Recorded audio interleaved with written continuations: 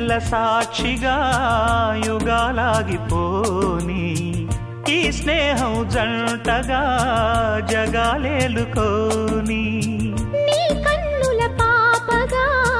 కలలు ఆడుకోని నీ కౌగిలి నీడలో సదా సాగిపోని ప్రపంచాల అంచులు దాటి ప్రయాణించని దిగంతాల తారల కోట ప్రవేశించని గత జన్మనే బ్రతికించని